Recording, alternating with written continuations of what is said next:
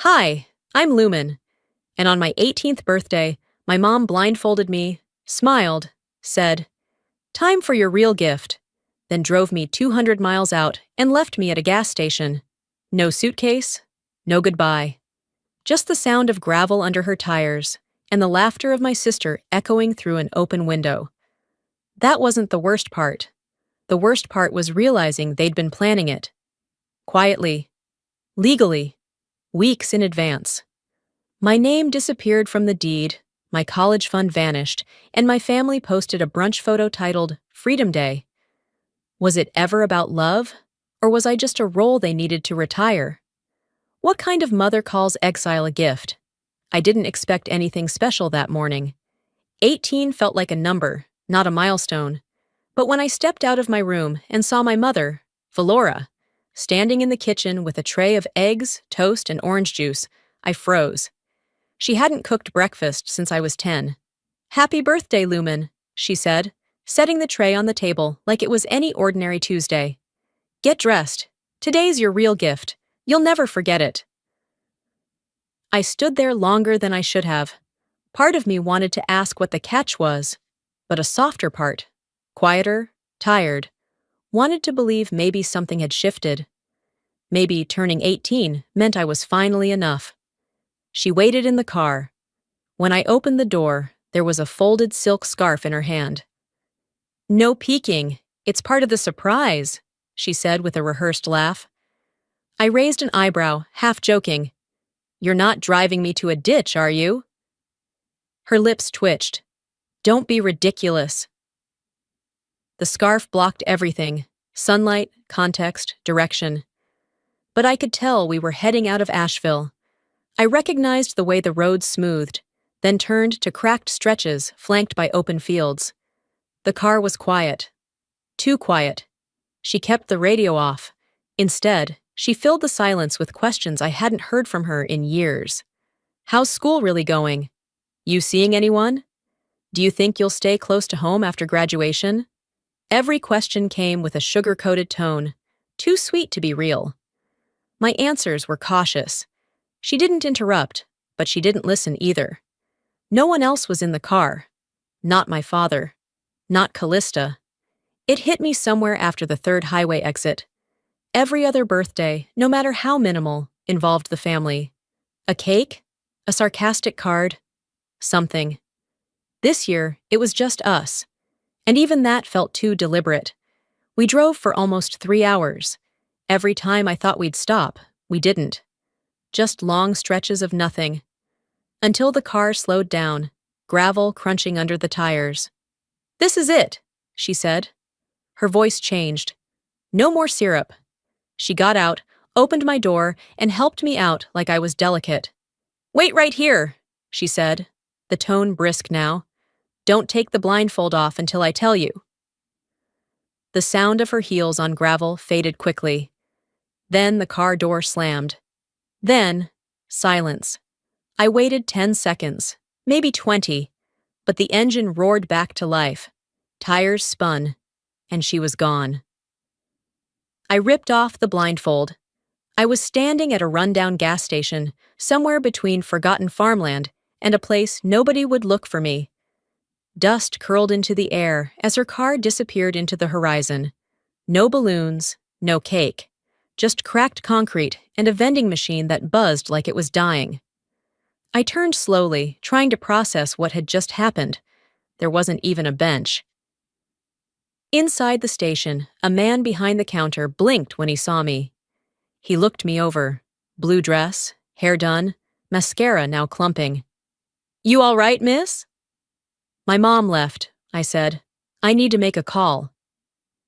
He handed me his landline like it wasn't the strangest request he'd had all day. I dialed her cell with shaking fingers. She picked up on the second ring. "You're 18 now," Valora said flatly. "This is your start. You wanted independence. Go earn it." Then she hung up. I called again, straight to voicemail. I didn't leave a message. Back outside, I sat on the curb and stared at the road. The heat rose in waves from the pavement. I took off my shoes and pressed my bare feet to the ground, trying to feel something. trying to prove I was still real. I wanted to cry, or scream, or run. But none of those would have changed the fact that this was real. Was it a punishment? A statement? A clean break? A part of me kept whispering, maybe she thought this would help you grow. But deeper down, the truth was louder. She wanted me gone, fully, quietly. I sat there for I don't know how long. Cars came and went. None stopped. The sky turned a different shade of blue, one that felt lonelier. A low rumble pulled my attention to the side. A pickup truck pulled into the lot. Faded paint, dust-caked windows. The man who stepped out looked like he belonged to the road. Sun-streaked skin, worn boots, a faded cap. He glanced my way, paused, then walked over slowly. "You okay, kid?" he asked, voice low but not unkind. I hesitated, swallowing the lump in my throat. "No," I said, "but I think I need help." He sat beside me on the curb without a word at first, his presence steady, unthreatening. The kind of quiet most people don't know how to offer. I didn't cry. That part of me had already shut off. "Want to tell me what happened?" he asked after a moment, not looking directly at me, but scanning the horizon like he was giving me space to lie or not. "My mom left me here. I don't know why," I said. My voice sounded too even, like I'd already accepted it. Or maybe I was afraid if I said it with feeling, I'd shatter in front of this stranger. He nodded once, slow, then reached into the cab of his truck and pulled out a bottle of water. "You got somewhere safe to go?" I took the bottle, hesitating. "No, I was supposed to. It doesn't matter." He didn't press, just stood and said, "I'm heading toward Little Rock. There's a bus depot not far from there. I can drop you, no strings." I didn't answer right away. Instead, I asked to borrow his phone. I still wanted to believe that someone would reach for me if I reached out first. He handed me the phone, unlocked. I dialed Janie. She picked up on the third ring, voice bright. "Lumen? Oh my God, I was just talking about your birthday. How's the surprise?" I exhaled hard. "Janie, listen, I need help. My mom, she left me. I don't know where I am. Some gas station in Arkansas. She drove me here and just left." Silence on the other end. Then her tone shifted. "Wait, what? Are you sure this isn't just another one of your family drama things? Maybe your mom's just giving you space? She dropped me here, took my purse, drove away. That's not space. I just think maybe she's trying some tough love thing. You know, push you to fly kind of deal." "Janie, I'm stranded." A pause. Then, "Look, just don't blow this out of proportion. Maybe take a breath before making it a thing." The line went dead a second after I said her name again. I handed the phone back to the man. "Guess I'm headed to Little Rock." He didn't say anything, just nodded like he understood more than I'd told him. We climbed into his truck, the engine rumbling like it had something to prove. We didn't talk. I appreciated that. The ride stretched under a sun that kept glaring through the windshield. I counted exit signs and tried not to count thoughts. Every time I started to feel something, anger, grief, even relief, I shut it down. He dropped me near the bus depot with a short, "Take care of yourself, kid." "I will," I said, meaning it more than I expected. The bus station was the opposite of welcoming. The walls were stained with years of comings and goings, of stories like mine and worse. The clerk behind the counter barely looked up when I asked about buses to Asheville. "Next one's tomorrow. You can wait inside till we close, but overnight you'll need to figure out your own spot." I found a corner near a plug and sat. My phone was dead, so I plugged it in, just waiting for enough juice to light up the screen. Around me, life moved. People argued, kids cried. A man across the room cursed at a vending machine that stole his last dollar. None of it touched me. I watched a woman in scrubs tie her child's shoes, adjust his tiny backpack, and kiss the top of his head. She whispered something, and he giggled, clinging to her for a second longer than needed. It didn't hurt because it reminded me of what I'd missed. It hurt because I'd never had it to begin with. I closed my eyes for a moment. When I opened them, my phone lit up. A notification. Instagram. Callista posted a photo. Just us girls today. Finally free. There they were, my mother and my sister, sitting at a trendy brunch spot with mimosas, smiles like toothpaste ads, a cake between them with pink frosting and gold candles.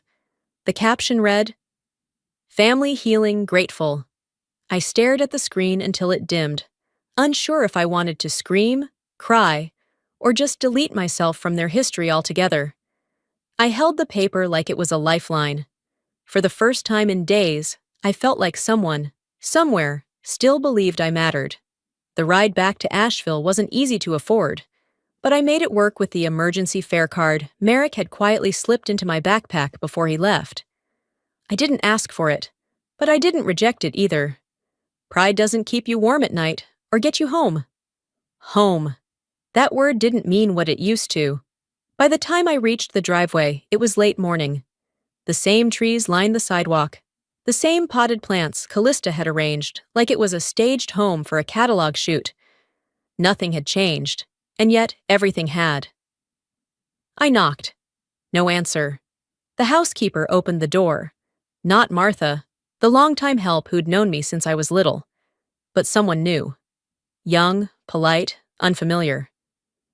"They're not here," she said.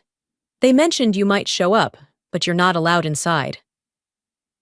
I blinked. "I'm... not what?"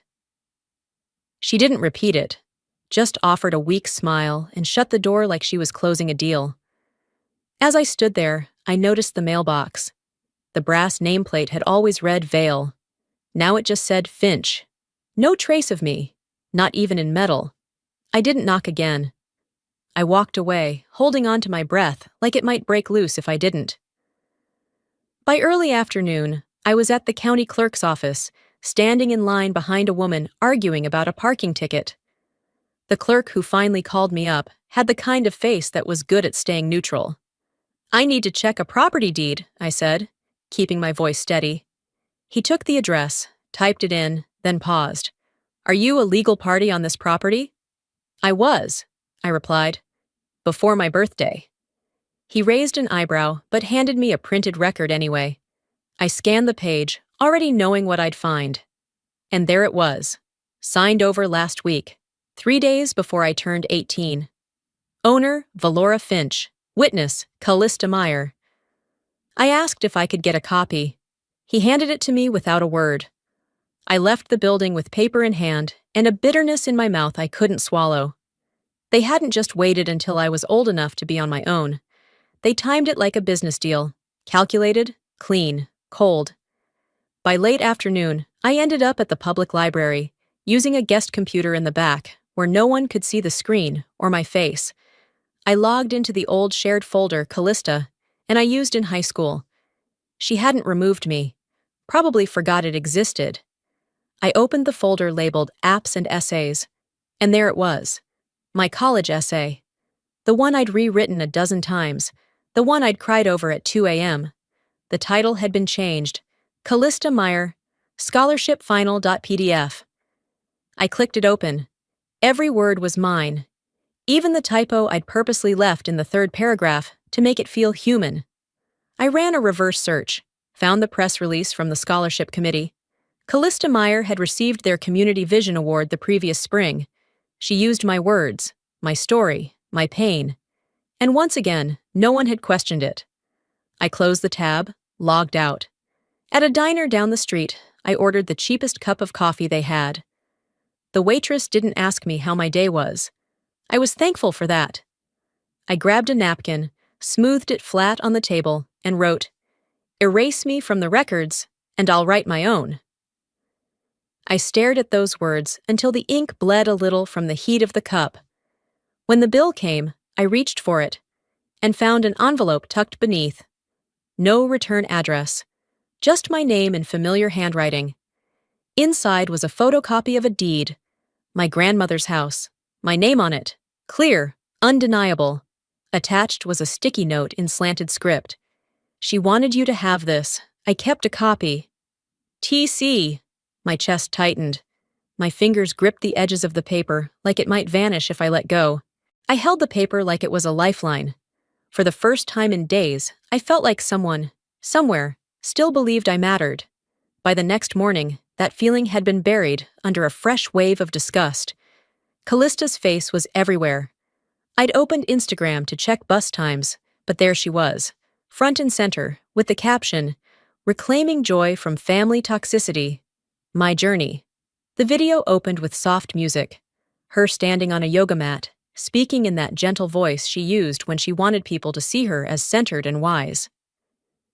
"We had to make hard decisions," she said, posing in a perfect warrior stance. "But sometimes removing someone toxic is an act of love." The next clip, brunch with Valora, laughing over mimosas.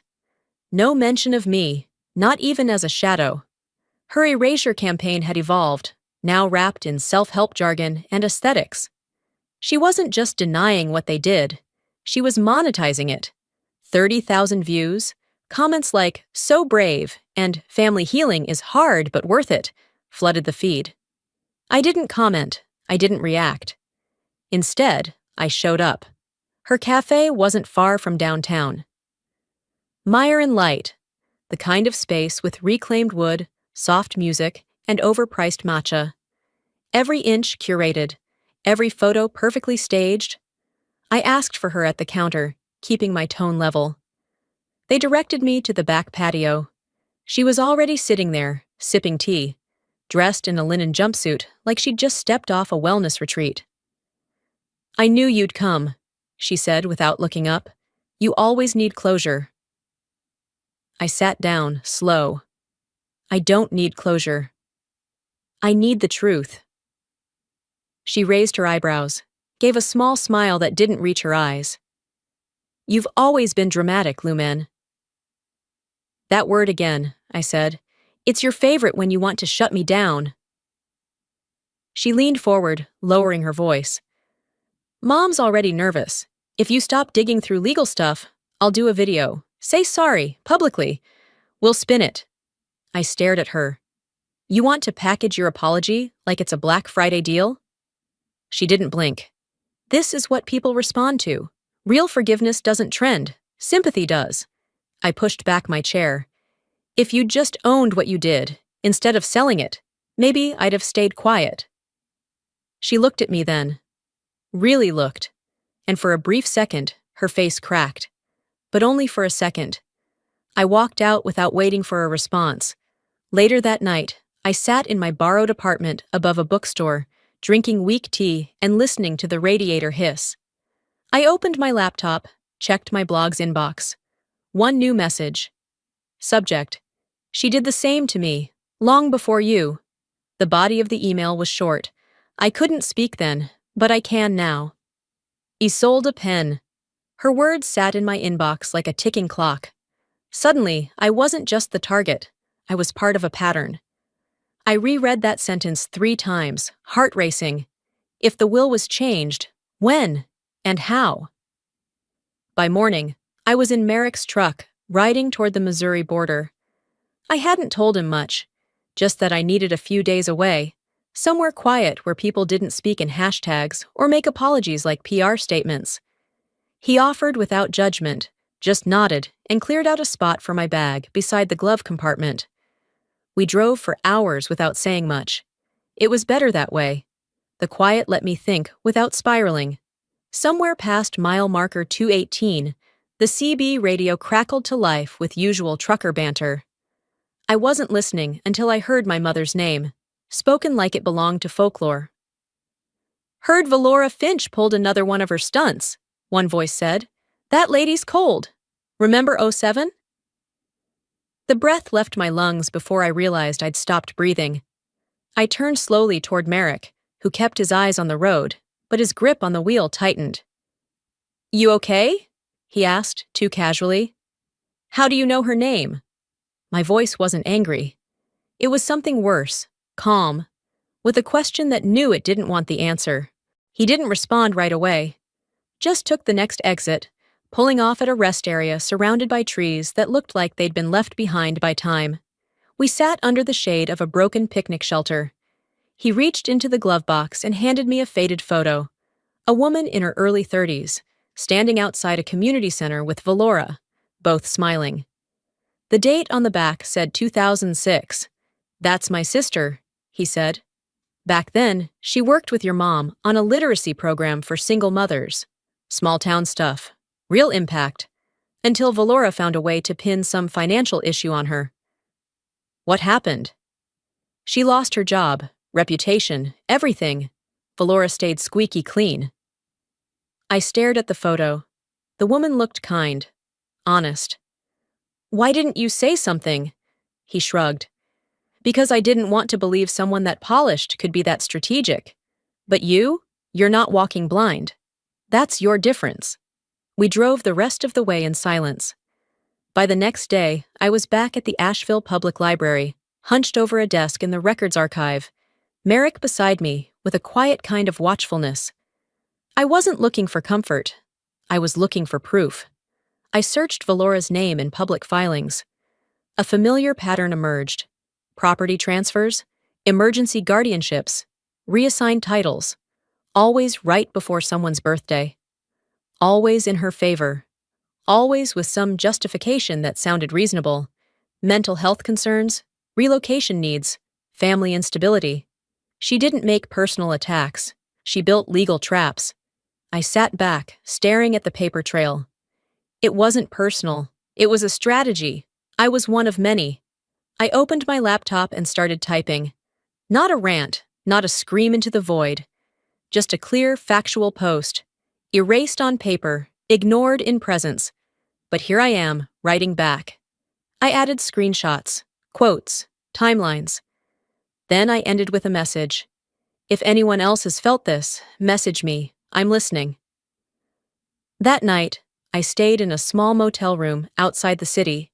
It smelled like old carpet and air freshener that gave up halfway through the job. I didn't sleep much, but around 2:30 a.m., my inbox pinged. Not one reply. 10. Most said thank you. One stood out. No greeting, no filler. "She didn't just erase you, she erased the will." I laughed, not bitter, just done. She thought this was harassment? No. It was just the opening statement. 7 days earlier, the message about the will had landed like a stone in my gut. I spent the first hour staring at the screen, rereading it, hovering over the sender's address. Eventually, I responded with one sentence. "How do you know this?" The reply came 3 minutes later. A name, a year, a county record number. The next morning, I was standing outside a records office in Boone County, Missouri, with a cup of vending machine coffee that tasted like burnt cardboard and something metallic. The clerk was helpful, not curious. She pulled the requested document from a weathered archive drawer without question, handed it over like it was a receipt. There it was. My grandmother's original will. My name, listed clearly as the inheritor of her home and trust, dated a year before she died. But the version Valora submitted, sealed and notarized, was dated 3 days before my 18th birthday. I scanned both versions side by side in disbelief. My name removed. Callista's added as witness. Valora named sole executor. The reason? Beneficiary exhibits signs of emotional instability. No diagnosis, no record. Just a statement signed under her guardianship. I left the building with shaking hands and a photocopy of both versions tucked inside my bag. The next stop was my bank. The account my grandmother opened for me at 13, part birthday gift, part safety net. I hadn't touched it in months. The woman at the desk was kind. She listened carefully, then frowned as she typed. "I'm sorry, but the account was closed 3 days before your 18th birthday. The funds were transferred out under a notarized power of attorney." "How much?" She paused. $14,200. "Where did it go?" "That record is sealed." I didn't argue, just nodded, stood, and walked out like I hadn't just watched years of savings vanish into a familiar black hole. By evening, I had a job. A local coffee shop on the edge of downtown. Quiet, cash-based, no questions. I worked under a fake name, no paperwork.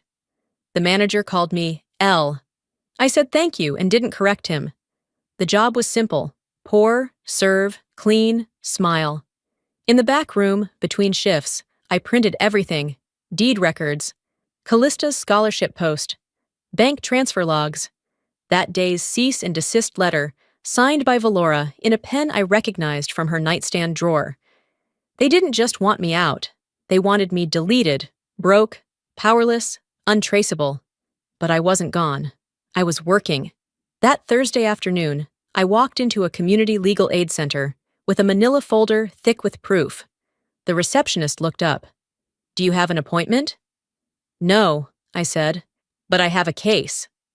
The attorney they paired me with was young, sharp eyes, patient ears. She read every line, every copy. When she got to the will documents, she leaned back in her chair. "If what you're saying is accurate," she said, tapping the paper with a capped pen, "this isn't just a family dispute. It's a legal fraud, potential civil liability, and emotional duress under guardianship." She paused. "We'll take it, pro bono." I didn't cry. I just nodded. That night, I returned to the cafe for my shift. I clocked in, pulled espresso, wiped counters. It was after close when the delivery guy came in with a certified letter addressed in Valora's handwriting. The manager handed it over. "Looks serious." I opened it slowly, already knowing what was inside. Cease and desist. Immediately refrain from all public accusations, digital content, and any direct or indirect communication concerning the Finch family, its affiliates, or estate. I smiled as I folded it back up. This wasn't a warning. It was acknowledgement. I tucked the cease and desist into my apron pocket like it was a receipt, not a threat. Back behind the counter, I wiped down the espresso machine, counted tips, restocked lids. Routine was my rebellion now, doing the small things like they didn't try to erase me. It wasn't just the language of the letter that hit. It was the absence. No greeting, no sign-off, not even my name, just former dependent. Like I'd been a line item in a spreadsheet they'd long since deleted. 2 days later, I was wiping down a corner table after the lunch rush when I found a napkin folded under a plate. Not unusual. What was strange was the writing on it. "Hey, are you okay? I remember you. You wrote that piece about grief in 10th grade. Still think about it." Mr. Ellery? I stared at the name. Mr. Ellery had been my sophomore English teacher. Quiet, kind, always smelled like coffee and chalk. I barely remembered what I'd written, some essay about losing my childhood dog and pretending not to care. But apparently, he hadn't forgotten it. I slid the note into my pocket. Didn't say anything to my coworkers, but for the first time in a while, my chest didn't feel like it was locked shut. That night, I opened my blog and uploaded a screenshot of Valora's letter. No commentary, just the image and a line. If you needed proof this was real, here's your invitation to the war they tried to bury. No adjectives, no accusations, just timestamps, scanned documents, a digital paper trail of betrayal. The post got picked up within the hour by a small advocacy group that focused on guardianship abuse. They didn't ask for permission. They just shared it with a caption. Another voice they didn't expect to speak. By morning, Callista struck back. She posted a video with soft piano music in the background, her makeup flawless, hair tucked behind her ear like she was talking to a friend instead of a camera. "We tried," she said, her voice trembling in a way only the camera could see. "But some people just want to stay hurt. Please respect our silence." The comments were a war zone. Some called her brave. Others called her a liar. And a handful asked one thing: "Where's Lumen?" I didn't respond. I didn't need to. I disabled comments on my own blog and added a line beneath my last post. Silence isn't peace. It's protection. For them, not for us. That night, after close, I sat in the storage room with a cup of leftover drip coffee. I was scrolling through email replies when one name made me sit upright. Subject: "Still got your back." From Ava Penn, Valora's niece. They don't know I'm writing this, but I think it's time someone told you what really happened after the funeral. For the first time, it wasn't my voice echoing the truth. It was theirs unraveling. 5 days later, Ava and I sat on a park bench under a faded gazebo where the paint peeled like it had secrets of its own. She handed me a manila envelope and kept her eyes on the creek beside us. She made me promise I'd only give this to you if things got like this, Ava said. I opened it carefully.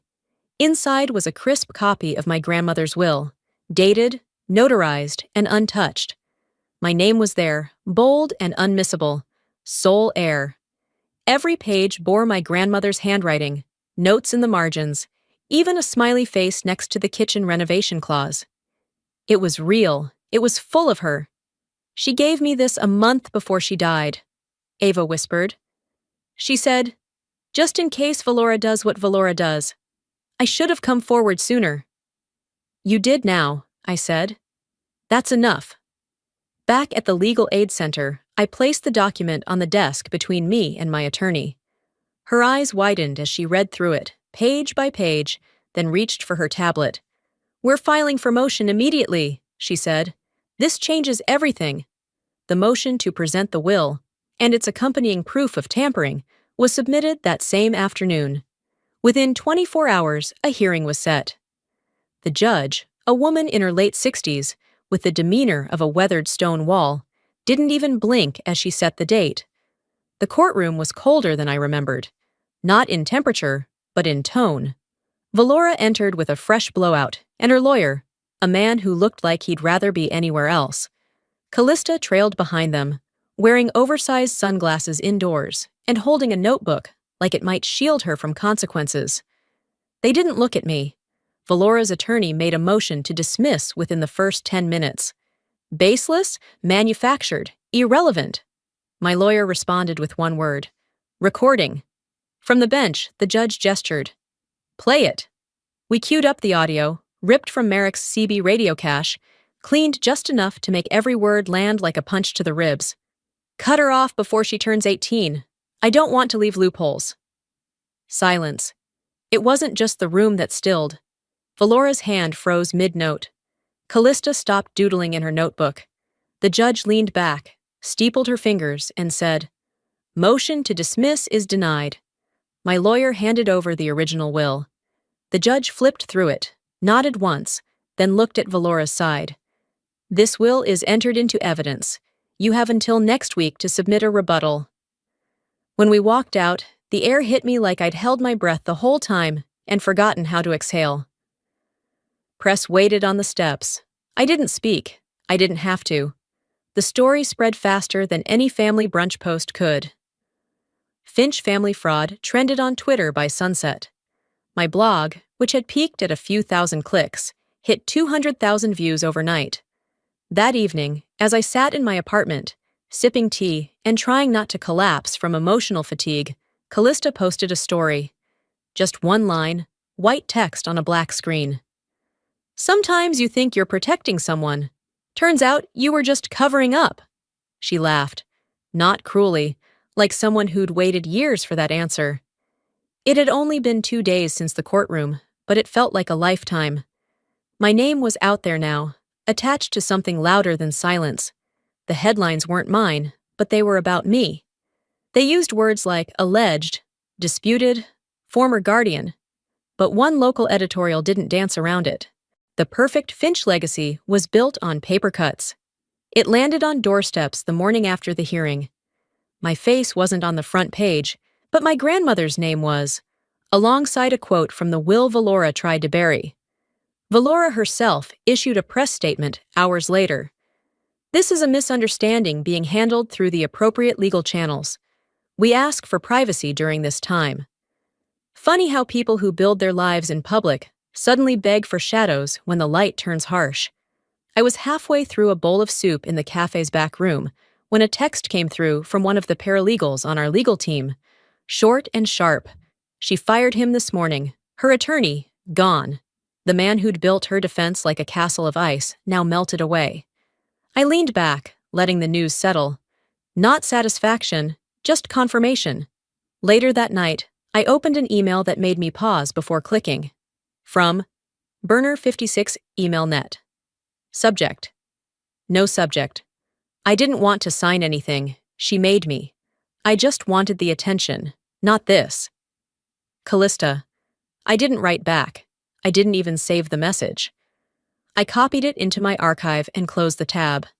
That wasn't an apology. That was debris from a ship she chose to sink. Around midnight, I logged into a Zoom meeting posted by an advocacy group called Echo House. They hosted support spaces for people dealing with family estrangement.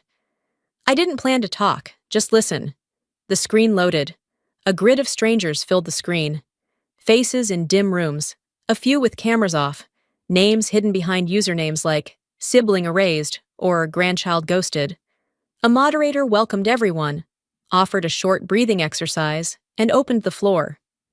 One woman spoke about being disowned for calling out financial abuse. Another man talked about being cut out of a trust after coming out. When it came my turn, I unmuted myself without knowing I would. I was removed from my own house and called toxic for asking questions, I said, voice steadier than expected. The person who raised me used the law to erase me. She left me on the side of the road and still said she was protecting me. A silence followed. Not uncomfortable, just witness. Then, in the chat, someone typed, "You're not alone. We're the daughters who came back with receipts." My screen blurred for a second. Maybe from my eyes. Maybe from the weight finally shifting. A private message popped up. "I work in estate law. If you ever want to pursue full civil recovery, I'm in." I replied, "Not for revenge, but for record. They told a story. Now I will too." The next morning, I was prepping espresso shots when my phone buzzed. I wiped my hands on a towel, picked it up, and froze at the name on the screen. Thelma Crane. I hadn't heard her voice in years, not since the funeral.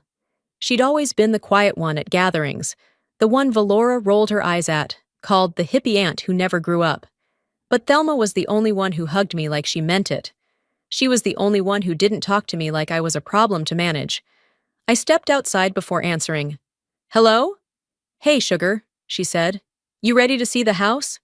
My throat tightened, but I answered. "Only if I walk in holding the key." 2 weeks later, I stood at the threshold of a different kind of door. One that wasn't locked, wasn't slammed shut, and didn't require a key to prove I belonged. But I still carried the key anyway, clasped tightly in my hand like a vow I'd made to myself. The invitation had come in the form of a simple email.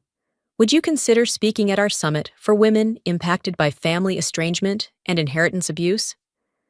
At first, I'd closed it without replying. But then I reread the list of speakers, names I'd seen in my inbox before, on Zoom screens, in threads under my blog posts. One of them had been the woman who messaged me, "We're the daughters who came back with receipts." Thelma didn't push, but her quiet support hung in the air every time we spoke. "You don't have to go," she'd said, "but if you do, tell it the way it happened, not the way they want it remembered." So here I was. 2 weeks after the courtroom. 1 week after Callista's vague online retreat. And just a few days since Valora's new attorney issued another press statement that said everything and nothing at once. The summit was held in a repurposed school gymnasium, draped in soft cloth, faux plants, and folding chairs that didn't quite match. It wasn't glamorous. It was honest. I stood behind the stage curtain, wearing a simple black dress, and one item I hadn't worn since that day at the gas station, the red silk scarf. When the MC called my name, I walked on stage, the scarf draped around my fingers. I didn't wave. I didn't smile. I unfolded the scarf and held it up. "I was blindfolded," I began, "but I was never blinded." A hush fell across the room. I was told it was a surprise, a gift, but what they meant was silence. What they gave me was absence. What they tried to erase was me. I talked for 7 minutes. About the will, the scholarship, the cease and desist letters, the photo of my mother and sister toasting my disappearance with champagne and hashtags, but I never named them. They don't get to be the headline anymore. The story belongs to me now. Someone in the front row cried. I kept going. Afterward, I didn't go backstage. I stayed and listened to the other women. One spoke about being cut off after reporting a family member's embezzlement. Another shared how her mother had forced her to sign over her college fund, promising it was temporary. Our stories weren't identical, but the erasure was. A local photographer had been in the audience. I hadn't noticed him until later that evening when the photo went live online. Me mid-sentence, scarf in hand, the words, Station of Severance, from abandoned to unbreakable, etched beneath. The post exploded. Within 24 hours, my inbox overflowed. I had a scarf like that too. That pose? That was me, in court, alone. My mother used the word toxic, like it was a stamp she could stick on my forehead and be done with me. Not all messages were kind. Some were from relatives of the women who'd spoken. Some were from strangers who called us bitter, attention-seeking, dramatic. But we weren't quiet anymore. Callista posted a statement the next day. We misunderstood the weight of what we did. This is her narrative now. We won't contest it. I read it 3 times. Not out of sentiment, but out of study. It wasn't an apology. It was a legal shield. It was distance disguised as grace. Still, it marked a shift. That evening, I returned to the lake house. My house. The air smelled like pine and old wood. The porch light flickered the way it always had.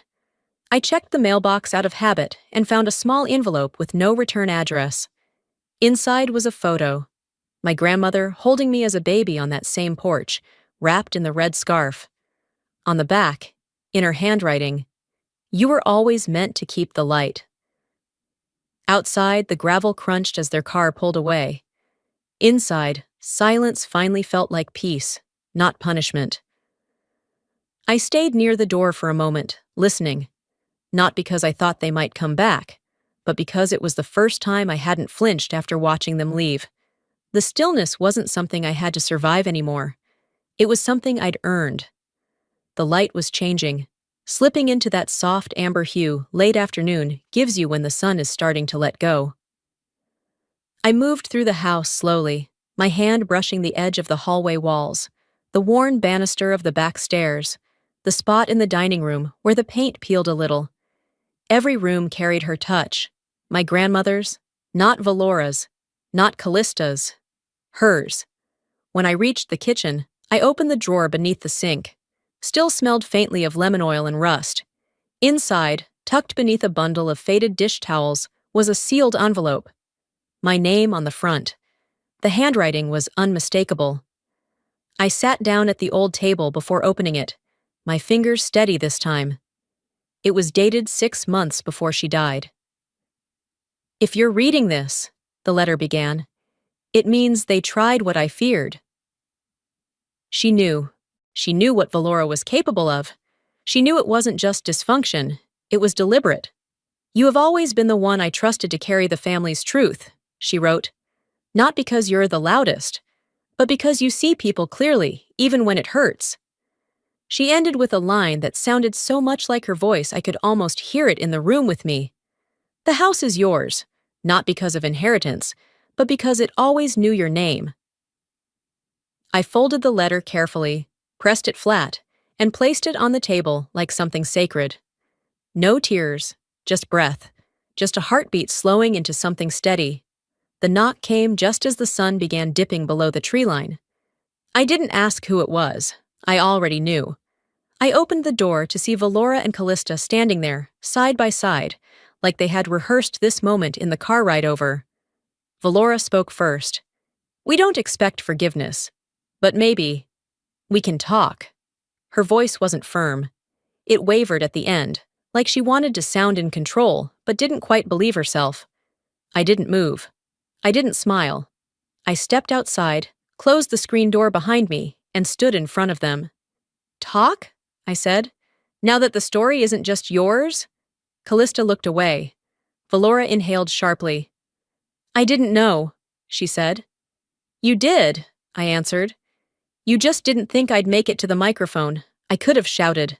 I could have brought up the essay theft, The erased will, the scholarship, the bank accounts, the gas station. But I didn't. I didn't need to prove anything. You taught me what boundaries feel like, I said, by crossing every one of mine. I looked down at the porch beneath me, then back at them. Now I'm building some of my own. They start here, at this door. Valora's lips parted like she wanted to argue, but nothing came out.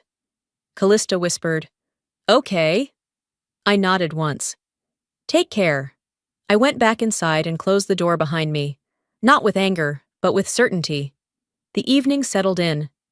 I brewed a cup of tea and lit one candle on the fireplace mantel, the kind my grandmother used to keep for storms. Above the mantel was a picture frame that had sat empty since the day I moved in. It had once held a photo of Valora's wedding, but I'd removed it weeks ago. Now I unfolded the letter, smoothed its creases, and slid it into the frame. "You made me visible again," I whispered. "I'll stay that way." And this time, I'm the author, the name on the deed, and the voice on the page. 6 months had passed since the courtroom, since the scarf speech, since the front door stayed shut behind me for the last time I saw them. Things didn't settle, they transformed. The lake house had changed too, not in foundation or structure, but in spirit. It no longer carried the weight of exile. It held the pulse of presence. The new sign was simple, metal, etched in black letters. Lumen House, for the unseen. It hung next to the front door, where the old Finch family nameplate had once been. Where the wind chimes used to ring hollow, now hung 3 brass bells donated by a woman named Diane, who left her husband after he cut off their daughter. Inside, we kept it simple. Open seating, no appointments. A bookshelf filled with journals left by women who had passed through and needed a place to leave their first truth. Some wrote full stories. Some left only names. One card just said, "Still here." There was a wall covered in notes, soft yellow slips with scribbles like, "I wasn't crazy," and "It wasn't my fault." They weren't confessions, they were confirmations, and none of them had names unless someone chose to write it. I didn't preach. That wasn't the point. I ran a small circle once a week. It wasn't therapy, just space, just voices. Sometimes it was just me and 3 women. Sometimes 10 showed up. One time, it was a father who'd been cut off from his son after a divorce poisoned by lies. He didn't talk much, just cried into his hands. That was allowed too. At the start of each circle, I said the same line. We don't fix people here. We remind them they were never broken. On a Tuesday morning, the bell over the door chimed and a girl walked in, maybe early 20s, maybe younger. Shoulders hunched, coat sleeves pulled over her hands. She looked around like she didn't know if she belonged. I greeted her the same way I greeted everyone. "Welcome in. There's coffee, tea, water, and quiet." She nodded and sat down near the bookshelf. We didn't speak for the first 20 minutes. Then, as I restocked a stack of flyers near the window, she said quietly, "My mother called me a shadow. I think she meant it as love, but it still felt cold." I didn't respond with advice. I just nodded and said, "It feels warmer here." She smiled. That night, after everyone left and the lights dimmed to the setting I'd programmed for evenings, soft amber, like candlelight, I stepped outside with my mug of tea and sat on the porch swing. The lake was still. The mist moved across it like a hush, not a haunting. I sipped slowly. Let the silence wrap around me. Not heavy, not lonely. Full. Inside, on the wall beside the mantel, the letter still hung in its frame. Below it sat a new photo, one taken by the same photographer who'd captured the scarf moment. This one was of the house's new front sign, bathed in morning light, with the shadows of 2 women walking up the steps. No one would know who they were, but I did.